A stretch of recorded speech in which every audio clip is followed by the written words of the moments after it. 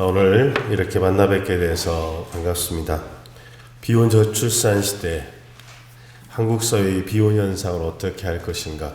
어쩌면 두 개의 주제는 다른 말이지만 같은 의미를 갖고 있는 주제이기도 하고 매우 밀접한 연관성이 있습니다. 그래서 오늘 먼저 저는 이 비혼에 관한 이야기하면서 비혼이라는 용어를 정의하고 이 발표를 시작을 해야 될 것 같습니다. 비혼은 첫 번째, 결혼을 적극적으로 거부한다라는 의미에서 쓰여집니다.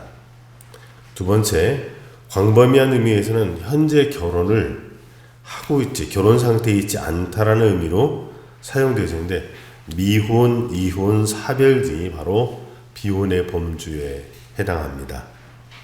그리고 세 번째는 결혼을 전제로 아직 결혼하지 않았다는 의미를 가지고 있는 미혼이라는 의미에 대한 대항마로 쓰이기도 합니다.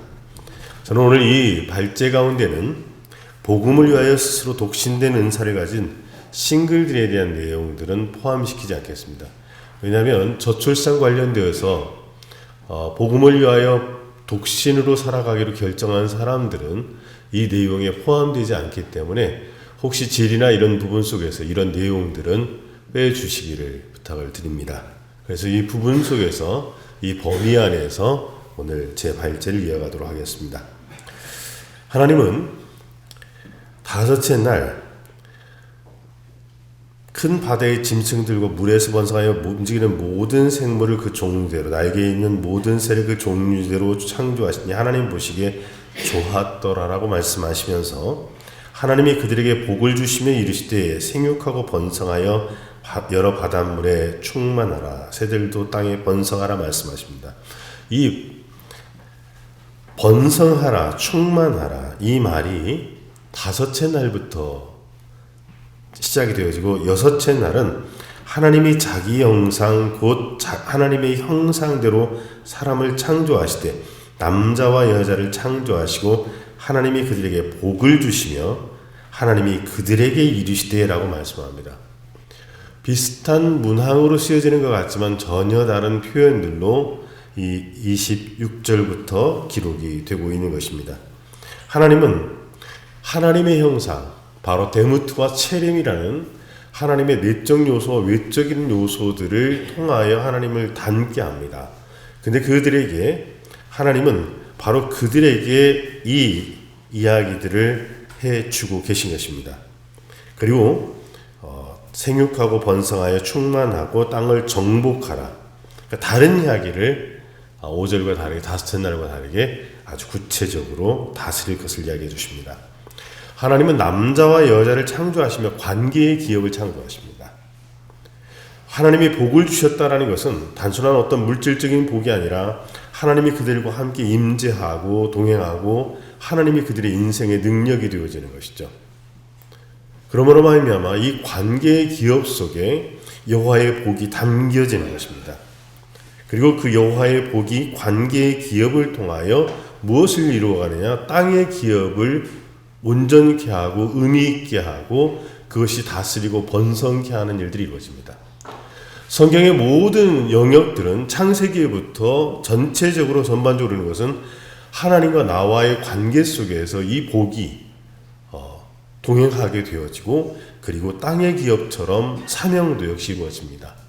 이런 것들은 신약에서 복음 전도자의 삶과 모든 관계 속에서도 나타나고 사도 바울은 이것을 의라는 이야기를 하는데 행위적인 의미에서 의가 아니라 관계적 의미에서 의라는 단어를 통하여 이 관계의 부분들을 또 표현해 갑니다.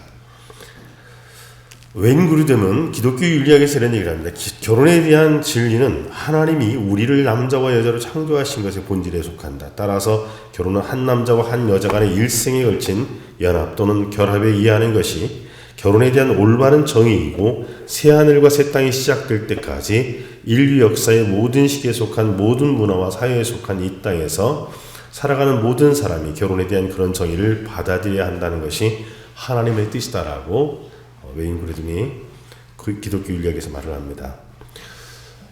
요즘에 그 세대들이 중요하게 여기는 이 트렌드들을 보여주는 한 지표들입니다. 결혼에 대한 생각을 하고 싶지 않거나 절대 하지 않겠다는 게 47.3%, 어마무시합니다. 하고 싶거나 하겠다라는 게 52.7%. 이게 2019년 통계입니다. 혼자 사는 것이 더 행복하기 때문에 하지 않겠다는 거고, 양성 불평등 때문에 하지 않겠다. 그러니까 이전 세대에는 듣지 못한 내용들이 이 설문조사 가운데 포함되어지고, 이 내용들이 실질적으로 젊은이들의 사고를 이끌어 갑니다. 결혼과 가지게 된 가치관의 변화도 2012년과 2020년도에는 다릅니다. 결혼하지 않더라도 함께 살 수 있다는 것이 2012년도에는 45.9%인데 2020년에는 바로 59.7%라는 것입니다. 결혼하지 않고도 자녀를 가질 수 있다는 것이 2020년의 설문 결과 보면 30.7%라는 것입니다. 더 이상 이들에게는 가족이라는 전통적인 체계가, 그리고 우리는 전통이라는 단어를 뛰어넘어서 본질 체계가 의미가 없는 상태가 되어져 버린 것입니다. 현재 동거하는 경우에 동거 사유를 2020년도에 실태조사를 통해 살펴보니까 첫 번째, 별 다른 이유 없이 자연스럽게라는 것입니다. 이게 매우 우리는 주목해 봐야 될 부분이라는 것입니다. 이들에게는 어떤 기준이나 가치 없다라는 겁니다. 자신들이 좋으면 괜찮다라는 논리가 이들의 생각 속에 포함되어 있습니다. 또 곧 결혼할 것이라서, 아직 결혼하기에는 이르다고 생각해서 또 집이 마련되지 않아서. 제가 사랑교회에서 결혼준비교실을 하고 한 3,000 커플 이상을 결혼준비교실을 수료시켰습니다. 근데 이들 가운데 참 감사한 것은 그 결혼준비교실을 거친 사람들이 결혼으로 이어지고 출산으로 이어지는 일들을 많이 경험하게 되어집니다. 그리고 더 감사한 것은 이들이 이혼율이 매우 낮다라는 것입니다. 그러나 이들은 한국 사회에서 동거라는 문제는 교회 밖의 문제인 것은 맞습니다. 그러나 교회 내에서도 있을 수 있다라는 것을 우리는 가정해 볼 수 있고, 드러내지 않을 뿐이지 교회 안에도 있지 않나라는 생각들을 많이 해보게 됩니다. 동거의 긍정적인 면에 대한 응답 결과를 보니까 참 재밌어요. 상대방과 함께함으로 정서적 유대감과 안정감을 느낀다는 것입니다. 또 상대방의 생활 습관 및 라이프 스타일을 파악을 통해 결혼 여부의 결정에 도움이 된다. 주거비, 생활비 등 공동부담으로써 경제적 부담이 적다. 각자의 독립적인 생활이 존중된다. 상대방과 집안일을 명확하게 구분하여 분담한다. 이 내용들의 대부분은 긍정적 효과라고 이야기하지만 결혼에 대하여 갖게 되어지는 불안한 요소들을 확인하고 점검하는 내용들입니다. 높은 이혼율은 이 사회의 문제가 되었고, IMF 때 50%가 넘는 실직 가장들의 이혼율은 그 베이비 부모 세대들, 바로 IMF 때 직격탄을 맞았던 그 부모들의 경제적 어려움, 현실적인 문제들이 자신들의 성장 과정에 미쳤던 그 영향들이 이들의 인생의 트라우마로 작용되어지고 있다는 것을 볼 수가 있습니다. 부모님처럼 살면 우리도 이혼당할 수 있다라는 두려움이 내재되어져 있는 설문 결과라고 볼 수가 있습니다.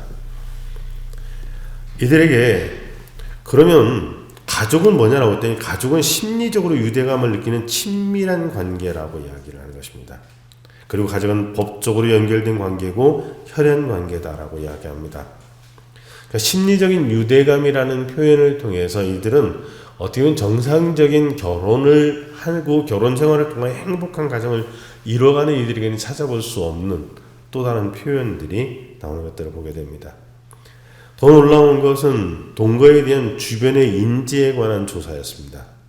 부모에게 알렸다는 게 64.4%라는 겁니다. 60%가 넘는 사람들이 부모에게 알렸고, 부모는 이 일을 수용하고 인정하고 있다는 것입니다. 적극적인 지지까지는 갈 수 없는데 그럴 수도 있다라고, 그래도 괜찮다라는 범위치로 간다고 한다면, 이게 통계조사의 60%라고 한다면 실질적으로는 동거를 막을 거나 그 동거하는 행위 자체를 부모가 적극적으로 저지하지 않고 있다라고 봐도 무관할 것 같습니다. 초혼 연령에 관한 부분들도 실질적으로 많은 부분이 일어나는데, 실제로 제가 결혼준비교실을 하면서 지난 16년간의 변화만 봐도 20대에 결혼했던 사람들보다는 지금은 30대 중반이 대부분입니다. 저희 교회가 강남에 있기 때문에 한 가지 특수성이 있습니다. 20대에 오는 친구들이 있습니다. 그런 경우는 부모가 매우 잘 사는 경우입니다.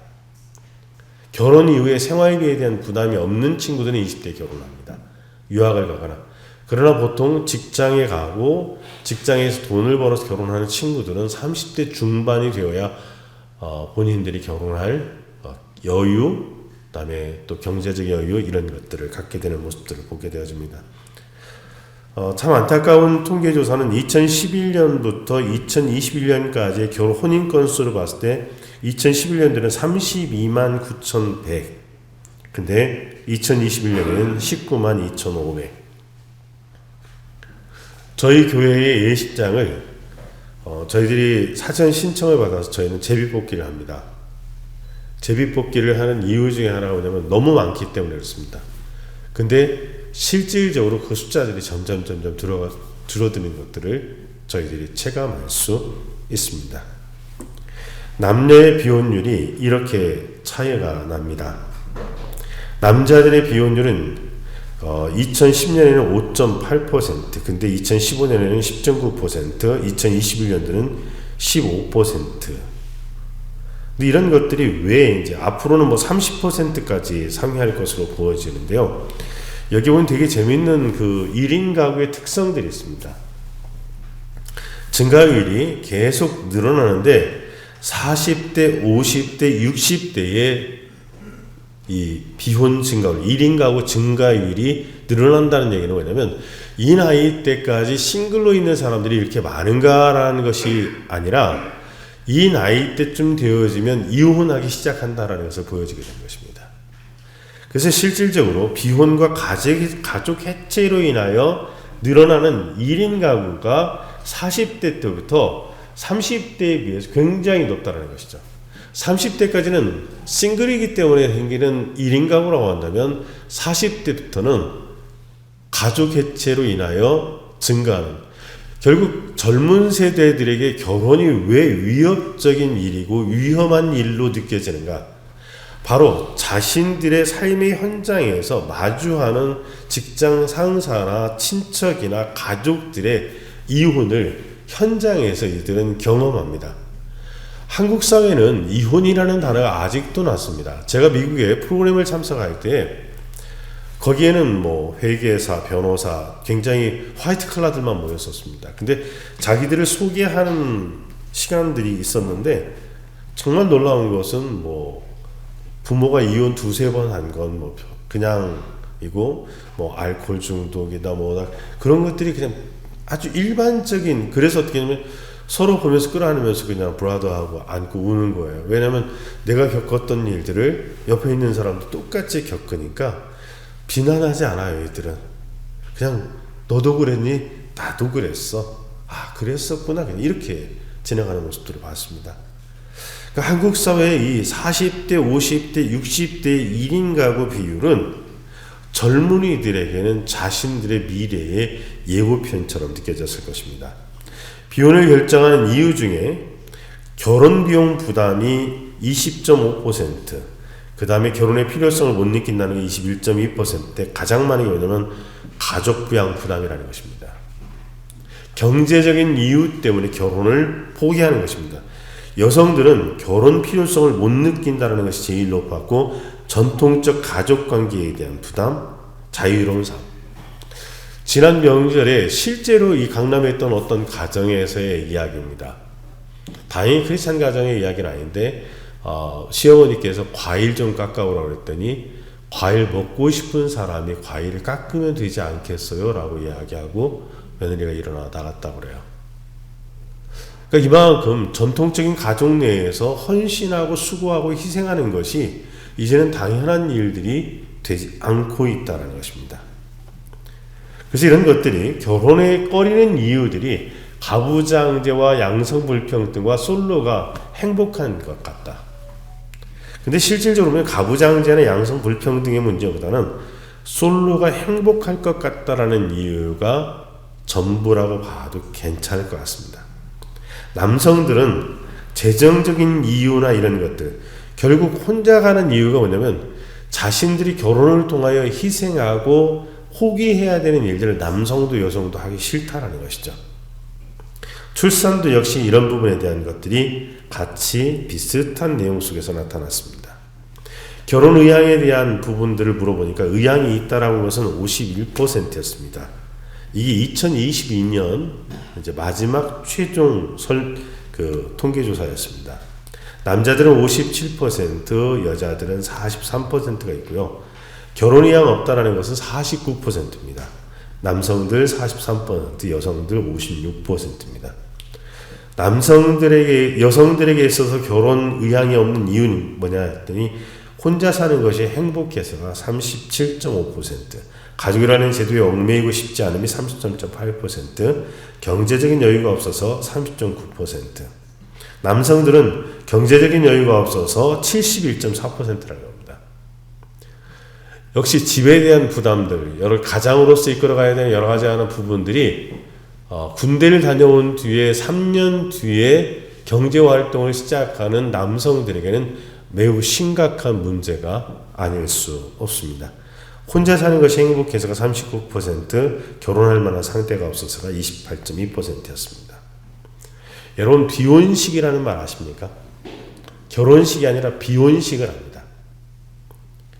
이들은 비혼식을 하는 그 동료나 친구들을 비난하지 않습니다. 더 놀라운 것은 비혼식을 선택한 직원들에게 회사가 지원금을 주는 그런 회사들도 있다는 것입니다. 이 비혼식은 뭐냐? 자발적으로 혼인을 선택하지 않겠다는 것입니다. 그리고 나는 결혼하지 않겠다, 혼자 자유롭게 살겠다라고 이야기하는데 이들의 슬로건은 이것입니다. 나는 평생 스스로를 아끼고 사랑할 것을 굳게 맹세합니다. 이게 바로 비혼식에서 그들이 자기 자신에게 하는 극단적 자기애적인 표현들을 사용합니다. 비혼식을 하고 싶은 이유가 뭐냐 했더니 결혼에 대한 압박감을 벗어나고 즐거운 추억을 쌓고 그동안 축의금을 여기저기 냈는데 결혼 안 하니까 지금 와서 이 축의금 달라는 거죠. 참 어떻게 보면 이 세 번째 이유가 없다면 이들은 자유선언이라고 볼 수 있는데 세 번째가 매우 꺼림칙한 이유로, 치졸한 이유로 느껴집니다. 이들이 우리가 이 설문조사한 내용들이 누구의 자녀인가를 주목해 볼 필요가 있습니다. 한국 사회에 가장 많은 이 베이비 부모, 지금 이제 퇴직하고 진짜 아파트 하나 덜렁 갖고 있는 것이 전부인 이 베이비 부모 세대들의 자녀라는 것입니다. 이 베이비 부모의 삶을 보면서 그들은 그 베이비 부모들이 변화 속에 힘겹게 대응하고 함께 가는 그 삶의 모습들을 보면서 힘들었고 그들은 이 결혼에 대한 생각들을 갖게 되어졌는데 이들의 가치관 속에 되게 재미있는 것은 관계 속에서 이들의 인생 키워드 속에 가치관이라는 단어가 나옵니다. 가벼운 취향 중심적 관계. 관계를 통하여 상처받는 것을 극단적으로 혐오하고 피하는 것입니다. 다만추, 다양한 삶을 만나는 것을 추구한다는 것입니다. 제가 숭실대학에서 학생들을 10년을 가르치면서 이 데이트와 결혼에 관한 것들을 가르쳤습니다. 근데 뜻밖의 아이들이 데이트 기간들이 매우 짧다라는 것입니다.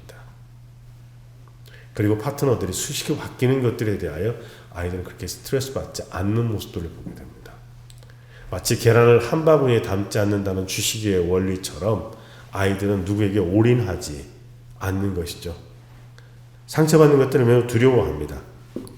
근데 이들은 현실적으로 불투명하다 못해 암담한 미래를 갖습니다. 유학을 보내지만 한국 사회에서 유학을 보낸 것이 별 의미가 없습니다. 유학을 했던 사람들이 한국 사회에 진입을 하고 싶지만 진입하지 못해서 만들어졌던 것이 의전원과 로스쿨이라는 걸 다 합니다. 그들은 영어를 가지고 그 학교를 갔습니다. 그러니까 뭔가 유학을 통해서 도도로 와서 그들이 아버지, 어머니, 베이비 부모들은 유학이 의미가 있었거든요. 근데 그 베이비 부모의 자녀들은 유학마저도 의미 없는 불안정한 사회를 살아가고 있다는 것입니다. 그래서 이들은 결혼을 하고 아이를 낳는 것 자체가 무책임한 선택으로 보여줄 수밖에 없다는 것입니다. 자, 비혼 현상은 그러면 왜 일어나는가? 우리는 이것을 좀 사회학적으로, 신학적으로 평가를 해보면 성경적 도덕 기준을 포기했다는 것입니다. 혼전 성관계에 관한 부분들입니다. 이제는 순결이라는 단어를 가지고 이야기하기가 참 어려운 사회가 되어져 버렸습니다. 많은 남자들이 결혼하는 일차적인 동기 중에 하나인 성욕을 제거하는 역할을 이런 혼전 성관계나 한국 사회처럼 성을 사기 쉬운 나라가 없다는 것입니다. 전 세계적으로. 이 소돔 고모라와 같은 이 한국 사회에 좋지 않은 이 문화들, 이런 문화들이 결혼을 막는 이유 중에 하나라는 것입니다.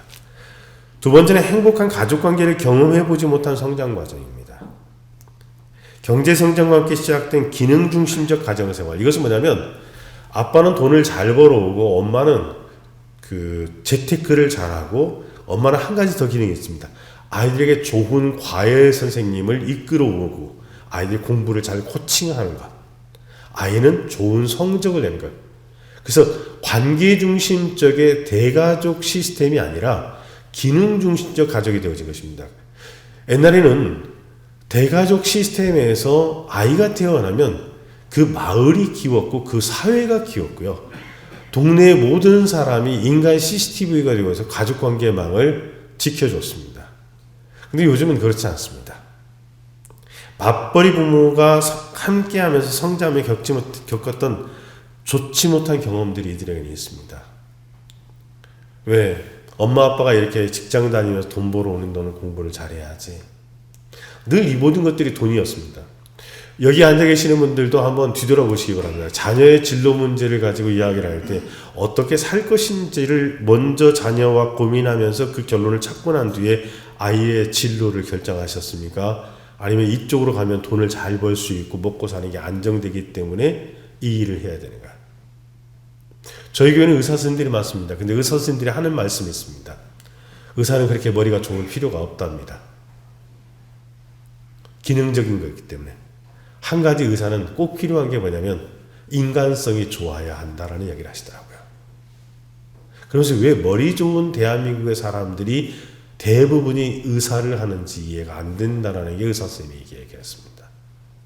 우리는 한국 교회도 이것에 대해서는 정말 반성해야 된다고 생각하는 것이 뭐냐면 목회자들도 늘 이게 성공에 관한 신화를 부추기지 않았나라는 생각이 듭니다. 이것을 복이라는 이름 속에서. 이런 것들이 실질적으로 결국 가져온 것은 경제적인 기능이 상실되어지고 나면 이혼율로 이어졌던 경우들이 되게 많다라는 것입니다. 부모의 삶 속에 보여졌던 것들은 좋은 것들이 별로 없었다는 것입니다. 세속화된 자기만족과 개인 이기주의, 세속적인 이 가치관을 따라서 자기 성취와 자기 만족을 추구하는 삶을 살아왔던 이 젊은 세대들에게 가정이라는 속박된 체계, 자기의 모든 것들을 내려놔야 되는 이 스트레스는 결혼 생활 자체를 거부하게 되어 있습니다. 경제적인 문제는 매우 큽니다. 한국 사회에서 월급 가지고 집을 산다 불가능합니다.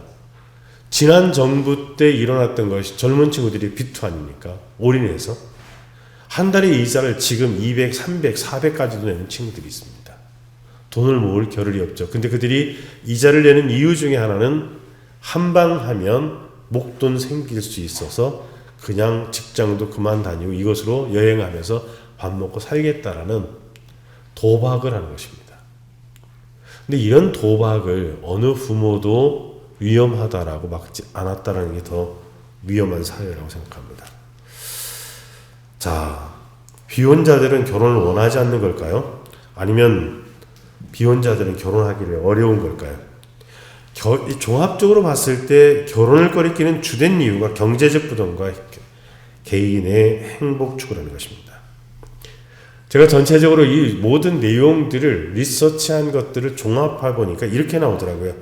지난 30년 동안 한국 사회는 불확실성이 급격하게 심화되었고 당연하게 생각했던 삶의 표준 모델이 심각하게 해체된 사회에서 고독과 단절을 경험하며 성장한 젊은이들은 인생의 안전지대가 무너졌다는 위기의식 속에서 관계에 대한 가치관의 출발점이 자기 자신이 되었고 자신의 생존과 안위에 집중하게 되었다는 것입니다. 이것이 비혼으로 나아가는 인식의 출발점이 된 것 같습니다.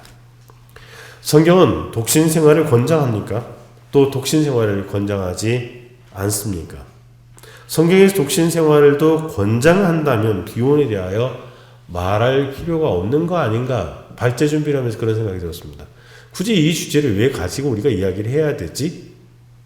근데 해야 되겠더라고요. 최근에 이런 일어나는 현상들에 대한 저술들을 찾아봤더니 유일하게 그래도 웨인 굴덴만 이 부분들에 관한 사회 현상들에 관한 것들을 기독교 윤리학이라는 방대한 저서에서 하나씩 다뤘습니다. 그의 책에 이런 말이 있습니다. 교회가 사람들이 경험하는 다른 종류의 고난을 덜어주려고 애쓰는 것과 마찬가지로 독신의 남녀들이 교회의 사회적 교류들에 좀 더 활발하게 참여할 수 있는 길들을 마련해 주는데 주도적으로 나서야 한다. 교회가 결혼의 중요성과 선함을 강조하는 데에도 실패했고 아울러 독신의 중요성과 선함을 강조하는 데도 실패했다.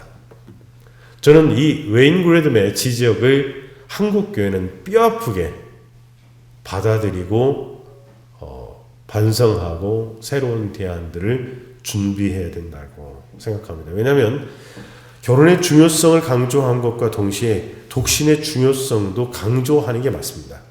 왜냐하면 교회 안에 있는 독신들이 모여 있으면 그들의 만남을 통하여 결혼으로 나아갈 수 있기 때문에 독신들이 들어왔을 때 어쨌든 여러 형태의 독신들이 있지만 그들이 교회 안에 머무는 것들이 편안할 수 있도록 해줘야 된다는 것입니다.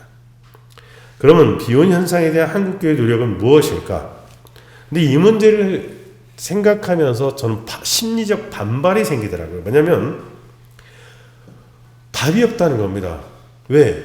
다른 사람을 위해 희생하지 않고 자신만을 위한 삶을 살고 싶은 사람들의 인생을 대신 살아줄 수 없다는 것입니다. 또 하나, 사랑하는 사람을 위해 헌신하며 사는 삶을 대신해 줄 수 없다는 것입니다. 그래서 미안한 얘기인데요. 이렇다 할 대안이 없습니다. 그렇다고 포기할 수도 없습니다.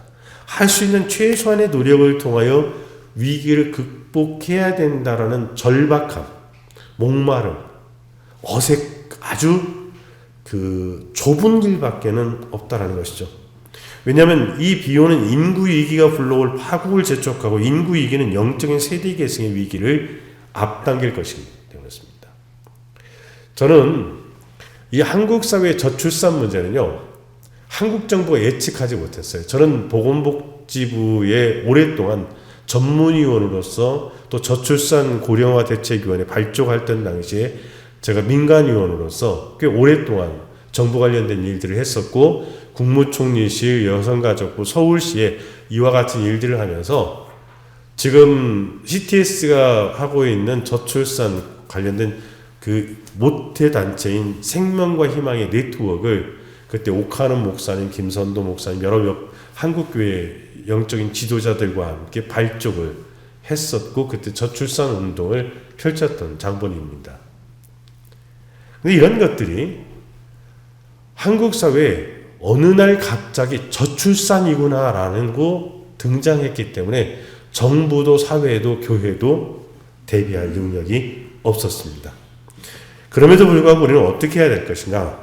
행복한 크리스찬 가정문화 확산을 위한 다양한 노력들이 필요하다는 것입니다.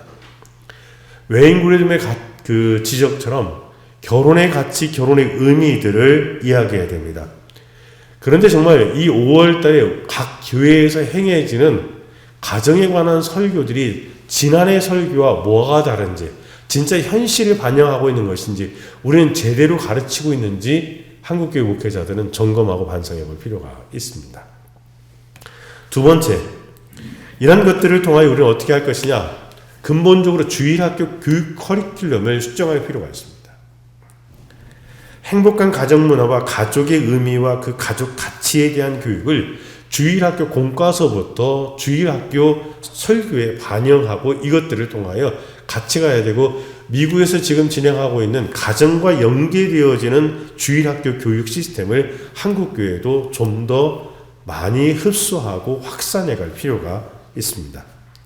또 결혼준비 교육의 확대도 필요합니다. 건강가정 기본법을 발의할 때, 그리고 이혼 숙려제도에 준비할 때 제가 정부에 참여했었습니다. 그런데 정말 안타까운 것은 건강가정 지원센터에 결혼준비 교육이 있지만 이것은 세속적인 교육들입니다. 목사님들이 주례 이전에 바로 이런 결혼준비 교육을 할 수 있는 준비들이 저는 확대돼야 된다는 생각이 있습니다. 성인교회 교육 콘텐츠 개발도 해야 됩니다. 성경대학, 교리대학. 근데 가장 중요한 것은 우리가 Walk Through the Bible처럼 우리의 삶 속에서 하나님의 말씀과 동행하는 삶이 어디에서 이루어져야 되면 가정에서 이루어져야 되는 것이죠. 저는 가정은 축복의 그릇이라고 생각합니다. 가정 안에서 화목하지 않는 가정에서 아무 일도 일어날 수가 없습니다. 그래서 성경 속에서 많은 부분들을 보면 가정과 부부관계 이후에 성경은 그 다음에 쓰는 말이 뭐냐는 거죠. 기도에 대하여 믿음에 관한 영성에 관한 이야기를 가정에 대한 부부관계에 대한 이야기를 하고 사도 바울도 부부관계를 이야기하면서 그리스도의 몸된 교회와 나와의 관계를 이야기합니다. 이야기는 뭐냐? 행복한 믿음의 가정은 믿음의 삶을 살아가는 첫 번째 출발지가 될 수 있다는 것입니다. 그루터기와 같다는 것입니다. 이런 부분에 대한 교육 콘텐츠들이 교회 안에 있어야 되고, 건강 가족문화 캠페인들은 5월에만 하는 것이 아니라 1년 내내 교회가 강조하고 세상 속에 보여줘야 될, 이제 교회가 한국 사회를 향하여 들을 수 있는 분명한 가치는 건강한 가족문화에 대한 가치를 홍보하고 알림으로 말미암아 기독교적인 가치를 알리는 일이 필요하다고 생각합니다. 웬그루뎀은 교회에서는 결혼에 대한 긍정적인 견해를 20대와 30대의 성인들만 아니라 아이들과 10대들에게도 강조해 가르칠 필요가 있고, 그중 다수는 결혼의 아름다움과 기쁨을 말하는 성경의 가르침에 놀라고 그것을 배우는 것을 즐거워할 것이다. 제가 말씀드린 이 내용들을 반증하는 것이 저희 사랑하는 교회에 있습니다. 결혼준비 교실을 오는 20에서 30%가 거의 불신자입니다. 근데 참 놀라운 것은 5주간의 결혼준비 교실이 끝나고 나면 이 젊은이들이 새가족반으로 간다는 것입니다. 가정에 대하여 가르쳤는데 예수 믿는 삶과 예수 믿는 가정이 갖는 축복과 의미들을 제대로 가르치고 나니까 불신자였던 소위 이 사회의 화이트 칼라인 이들이 바로 교회로 옮겨오는 것입니다. 우리는 믿음의 세대 계승을 위한 가정예배의 확산이 필요하고요. 한국교회는 다음 세대들을 위한 전향적인 태도 전환이 필요한데, 저는 교회 건축에 있어서 진짜 젊은이들을 위한 교육 공간이 있는가라는 부분에 대한 고민들을 해볼 필요가 있습니다. 청년대학교 활성화를 통하여 젊은이들이 교회에 머물 수 있도록 얼마나 많은 지원책들을 우리는 마련하고 있는가. 다음 세대라는 말이 아니라 다음 세대를 위한 실제적인 노력들이 있냐라는 것입니다.